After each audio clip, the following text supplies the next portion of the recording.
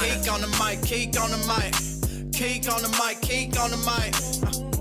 People, this the intro. Sacramento, California, born and raised. In Antelope is where I spend most of my days. Talk bad about my team, you must be a clown. This is Keek on the mic, so you know you better bear down. Bear down.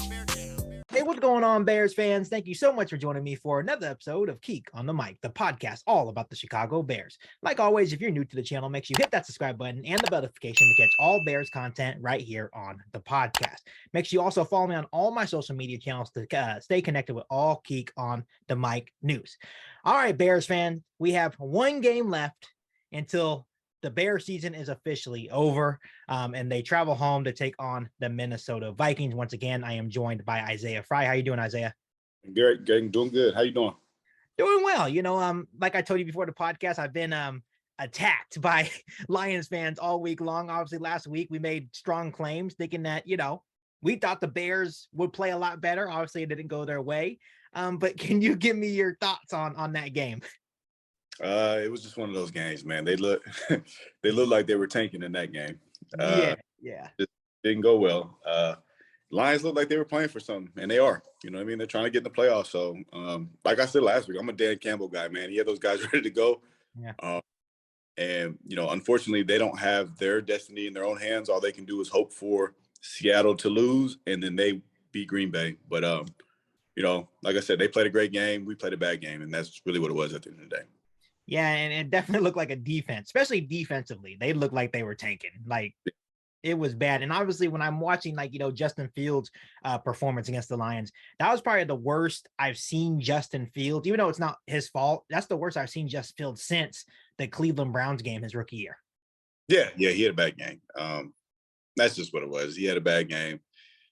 But, you know, to his defense, man, he's not working with much right now. This is just the reality of the situation. I'm glad he's sitting this last game out. I think that's a good call. I know he has a hip strain. I would have liked to have seen him got that QB rushing record. I think that would have been good going into next year. But like we all know, his health is way more important than you know, some record that he can possibly break later on. Absolutely. And isn't it insane that there's some Bears fans like upset that he's not playing? Like, oh, he's only 64 yards away, but it's like, okay, he goes out there and tears his ACL or hurts his hip even more. Then what? You know, so it's wild to me because I'm reading things that there's actually people out there that really want to trade him. Yeah, come draft, and it's unbelievable to me because it's like, what more do you want? Yeah, but you know what's funny is that the same people that are talking mess about Justin Fields are going to be the same ones that are celebrating with the rest of the real Bears fans when we do win. You know, so and it's the same thing with Jalen Hurts. You saw the same stuff. You know, Jalen Hurts, oh, he sucks, he's washed, you know, whatever, he can't do it. But now look at him, he's one of the front runners for MVP. 13-win team, number 1 seed, right? So give it time, build around him. We'll be fine. Yeah, he had a great year, man. He did fantastic this year with what he had. He's going to be great next year and years to come. Yeah, and that's what I kind of wanted to ask you. Obviously, Justin Fields' season's over. Like we just mentioned, they decided to sit him out. It's the smart move long-term, obviously. The Bears are now officially tanking for that number 1 overall pick. Obviously, if they lose to Minnesota and Houston beats the Colts, which is very realistic, the Bears would hold the number 1 overall pick. But what I want to ask you, Isaiah, is what grade do you give Justin Fields year 2 season in Chicago?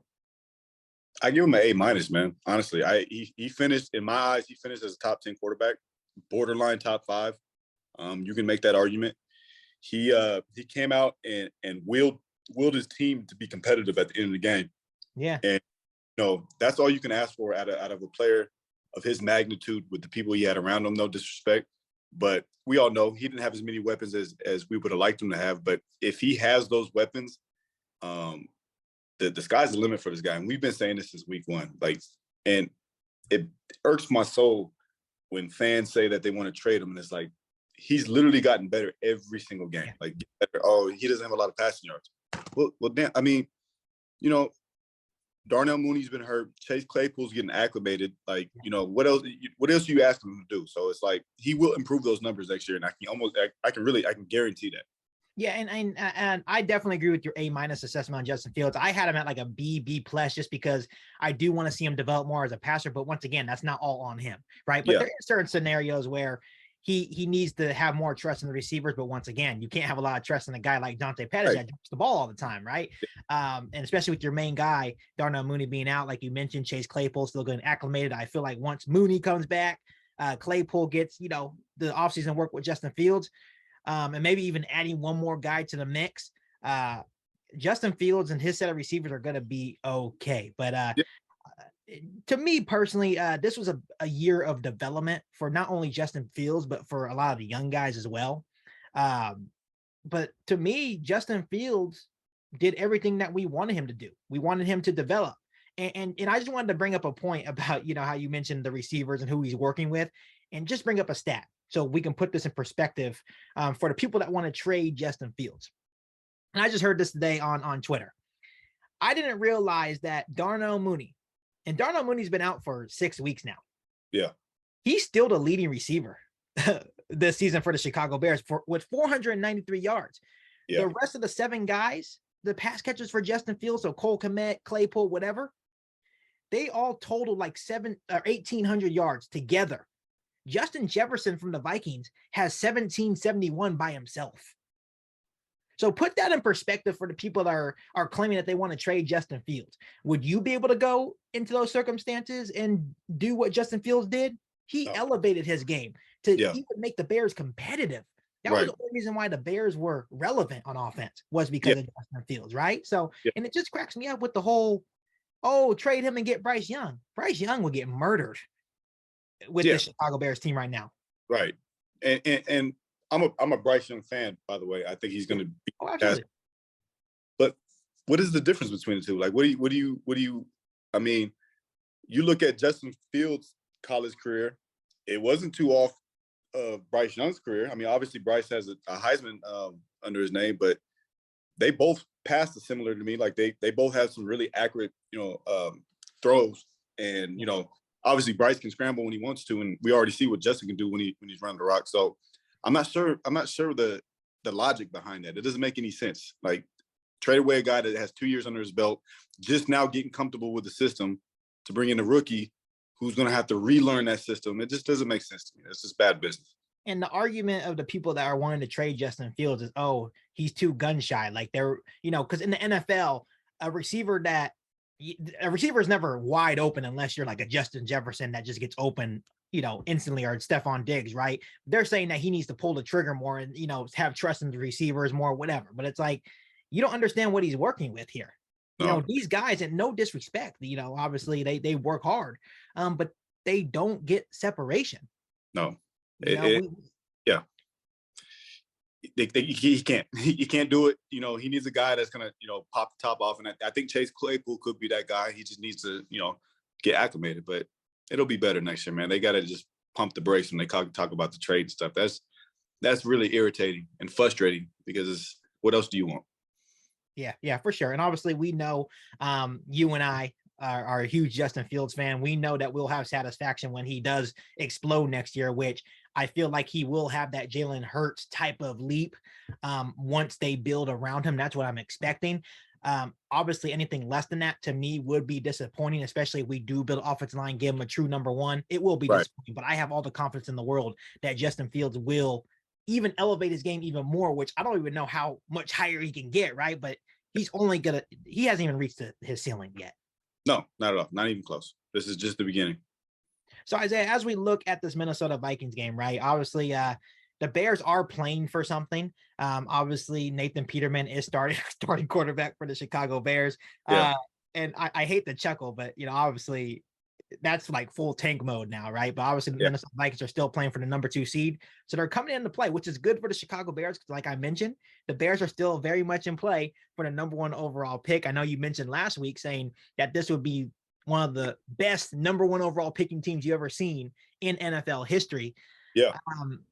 But all I have to say about Nathan Peterman in this game, and obviously there's not a lot to talk about in terms of this matchup.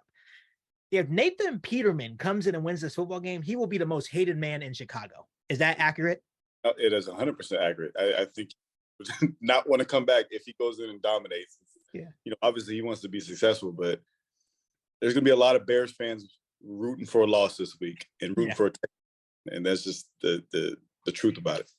And I'll even give like a little spoiler on my picks. You know, the last time I picked against the Bears was against the Vikings, and I'm going to do it again on this Yeah. podcast because it's just, it makes too much sense. You know what I Yeah. mean? Like at this point, of course, it was a terrible season to be a Bears fan, but at the same time, it was actually a successful season too, because you watched your young quarterback develop and you may land a number 1 overall pick, which would allow you to hold all the cards, you know, to this NFL draft, which is really, really cool. But that was the main thing, obviously. You know, the Vikings are going to come in because they're playing for something. So my question to you is, what do we want to see from a lot of these young guys? Because there's going to be a lot of young guys getting opportunities to play. So what do you want to see in this game from the Bears?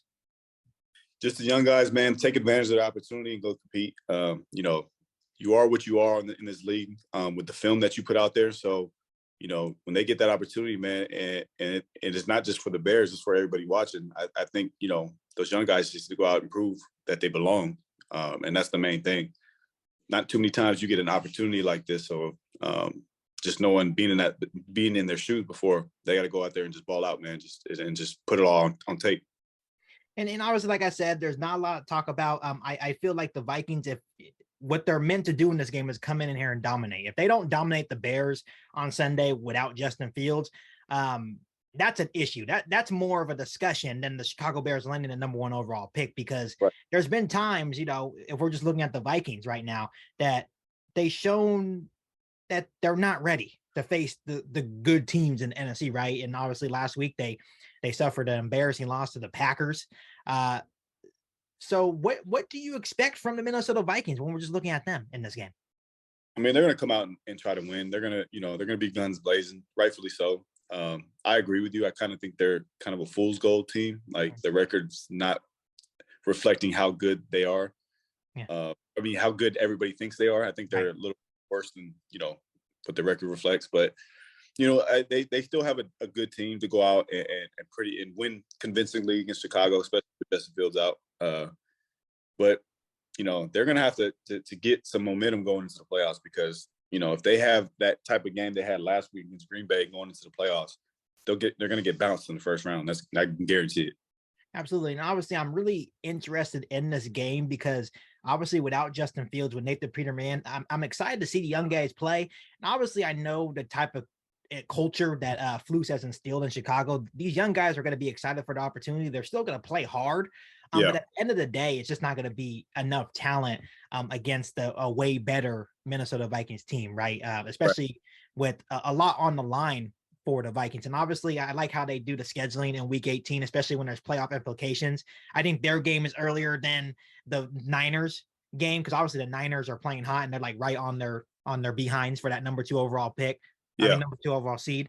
But so it's going to be interesting for sure. But I guess we can move on to predictions now, right? Because there's not a lot to talk about of this game. What is your prediction for this game? I say Minnesota wins. I'm going to give them 27-10.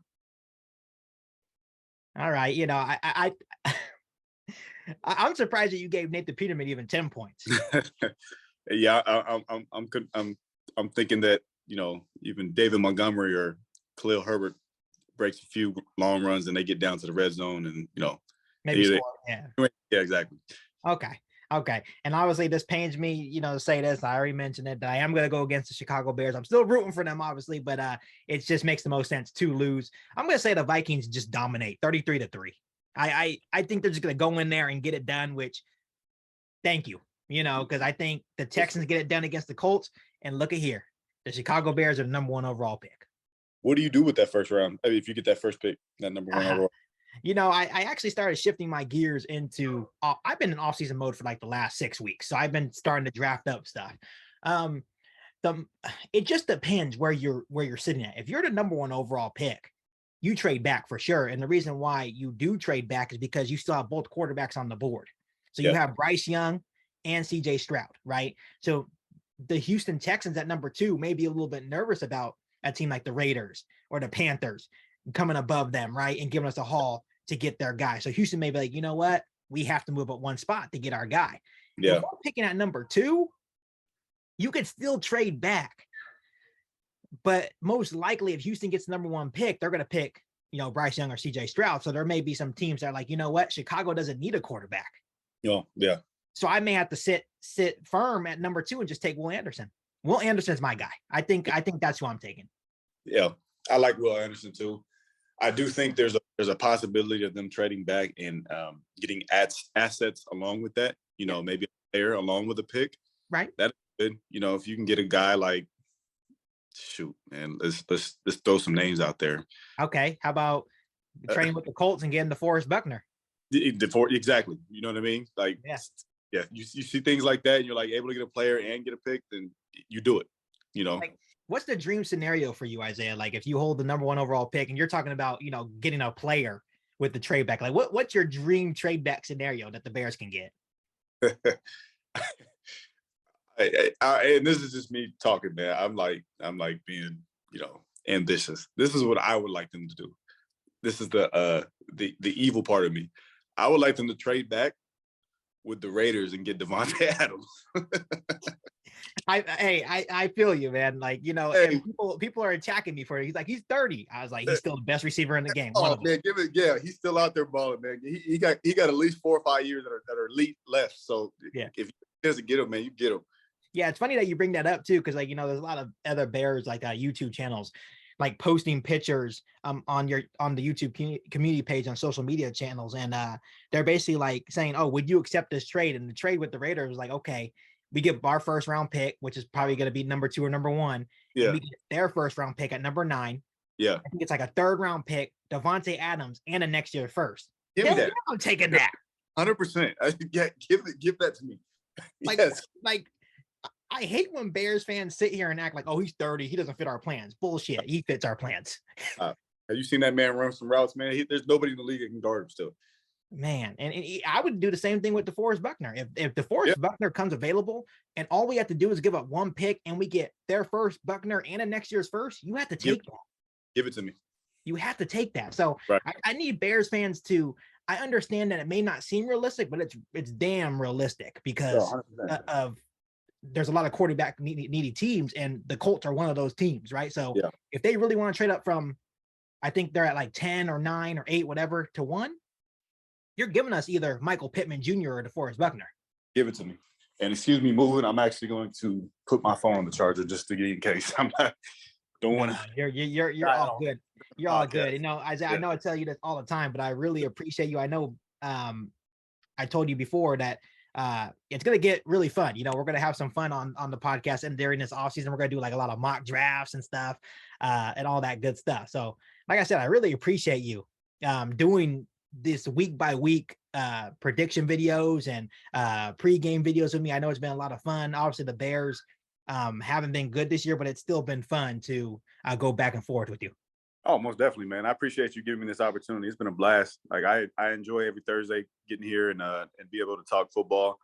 It brought my mind back, right? Because I coach high school football, but it's different. You know what I mean? High school ball is very, it's pure in its form, and I love it to death. But it's very dumbed down. To get back here and talk, you know, intricate X's and O's, I miss that, man. So it's been good for me.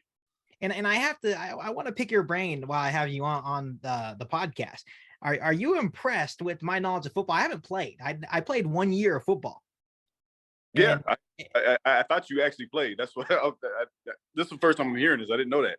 No, I played 1 year and I hated it. I played soccer my whole life. Okay. My dad coached football his whole life, so I was always around football. Right. But I didn't enjoy playing the game of football. I just love watching it. I love talking about it, know a lot about the game, but I just never liked playing it. You could tell a coach's son, man. That makes sense now, because you know coaches, they always, you know, they put their knowledge into their kids, and you know there's always guys that know how to speak football language that really haven't played football. I had, like, for instance, Lovie Smith's son, Miles. Miles, he's actually I think he's a linebacker coach for the Texans now. He never played a lick of football, but right. he's the coach, you know what I mean? He knows football because his dad knows football. So, you know, it's possible, man. It's just, you know, you just got to know the language and know what you're looking at. And that's just impressive. Yeah. Just always love the game. Didn't like being hit. You know, I played my 1 year that I played. I used to be, I'm a pretty big kid, and you know, they put me at defensive tackle, which that's where you always start when you start football. You start on the line. But I wanted to be a running back because I've always been super fast. Even when I was a chunky kid, I was quick. Yeah. And that ruined it for me, man. I was like, I can't do football, but I enjoy it. The thing about it, though, if you're quick, and especially in the younger divisions, you're quick and you play D-line, you can make a lot of plays, man. That's actually like, it's a good spot to be fast. Right. And when you're younger and playing football, like, the problem is, though, is that I would be on the D line, I get in my stance and they're like, hey, hit the A gap. And I would turn like, the what? The A? And I would accidentally go into the B or whatever, the C or the D, whatever. Yeah. They're like, no, you're supposed to go to the A. I was like, I don't know my gaps, man. I'm just going straight. And obviously the one year I played football, we were actually really good. We made the playoffs and we ended up losing in the first round of the playoffs. And as the clock was ticking down, and I love telling this story, all my teammates were crying because we're all young, kids get emotional. I was celebrating. You're like, I was like, season's over. No more bear crawls. I hated bear crawls. That's what ruined it for me, man, is the bear crawls. And then when I put my helmet on, it made me feel like my head was about to explode because it was so tight. Yeah. Never enjoyed it. Yeah, I hear you. It's an acquired taste for sure. Isaiah, I also want to thank you so much. Obviously, there's going to be a lot in store for Keek on the Mic, and I know you've been helping me a lot.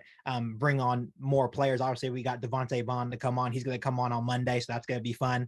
Obviously, we're going to still do this collaboration, do mock drafts. So that's going to be fun. I'm in the works. Obviously, I don't want Bears fans to get too excited, but I'm also in the works to getting Johnny Knox on. We got in touch with his wife, so she's going to ask him. So there's a lot in store for this podcast, but obviously I see you as a partnership, and you're a big part of the program now. Oh, I appreciate that. Yeah. Thank you, man. We're going to keep doing this thing, man, and keep trying to make this fun and get as much information out there as we can. Absolutely. And before, obviously I did want to bring this up. I know it's a couple of days late. I've been just trying to process it and, kind of take a step back. So I know everyone's been talking about it. But obviously the Damar Hamlin situation on Monday Night Football is bigger than football, right? That was tough to watch. And I wasn't even watching the game. Obviously I seen the video. It's just a scary situation. And obviously I wanted to ask you your thoughts on it because a lot of players are coming out saying, this is more than a game. This is a brotherhood. So I just want you to share your thoughts. So watching that, my initial reaction was, I'm thinking, he either got a stinger or concussion, and you're not thinking, that magnitude of what happened until you see the reaction of everybody on the field. And I've never in my life of football seen, those type of reactions, and it just brings you back to realizing how scary of a sport this is, man. And it's terrifying to think that, that all of us put our lives on the line to play this game that we all love and enjoy. And this brings me back, man. It's like, it's scary, man, because that could have been anybody, you know what I mean? And Damar, man, just learning his story now, man, is a fantastic dude. Like, he does a lot for the community.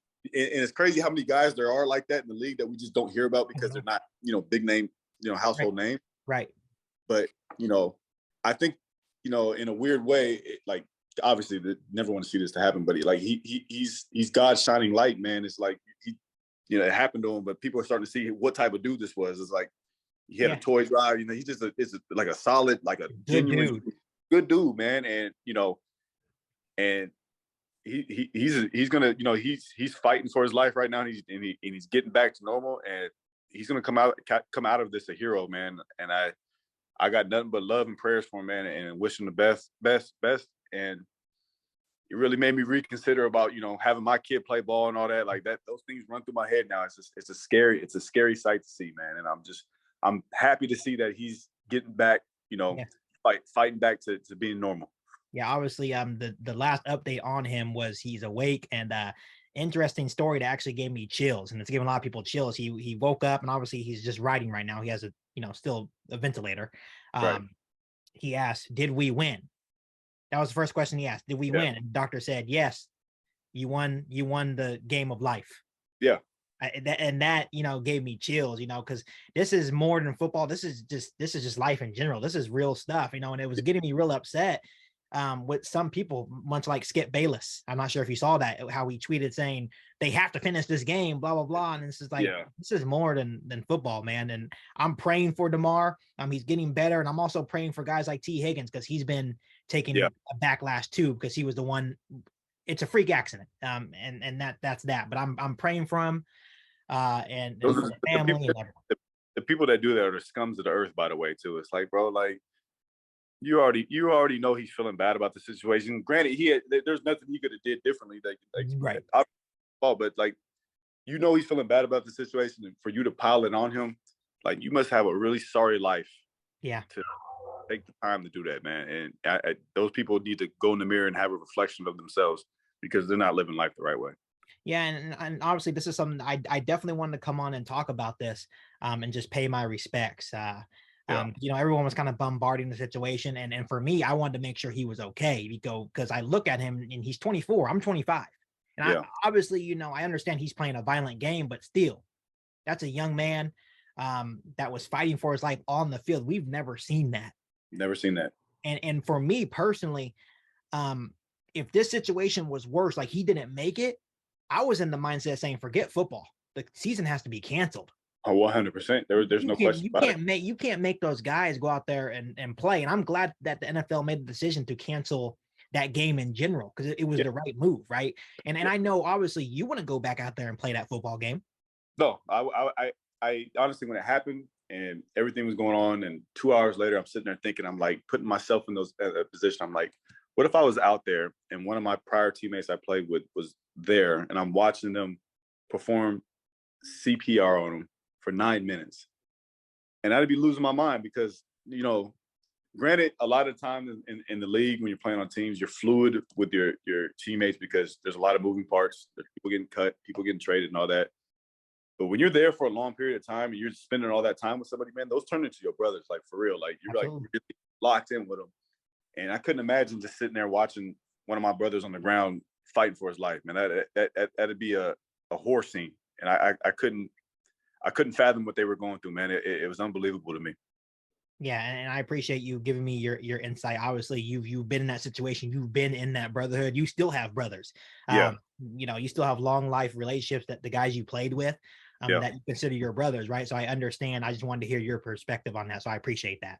Yeah. And prayers to him and his family, and he's a fighter, man. He's gonna pull through. There ain't no if. He's going to. He's fighting right now, and he's gonna come out this a hero, man. And yes, yeah, it's a very stressful story, sad story, but it's also enlightening, because, like you said, he's gonna come out bigger, better, stronger, and a hero. So it's I'm glad that he's okay and he's getting better. Yep. Most definitely. So Isaiah, once again, thank you so much for doing these string of episodes with me. Like I said, we have a lot in store. But once again, thank you for always taking the time to come on Geek on the Mic. Oh, most definitely. Thank you for having me. Thank you to everybody that's been tuning in faithfully every week. Looking forward to continuing this, and we'll get this thing rolling. I love it. All right, appreciate you, man. Before I let you guys go, make sure you hit that subscribe button and the notification to catch all Bears content right here on the podcast. Make sure you follow me on all my social media platforms, and make sure you share this episode of Geek on the Mic with every single Bears fan that you know. But other than that, back for all new Bears podcast right here on Geek on the Mic. Thanks, guys, and bear down. You ain't bout it, you ain't bout it, you ain't Geek on the Mic. You ain't bout it, you ain't bout it, you ain't Geek on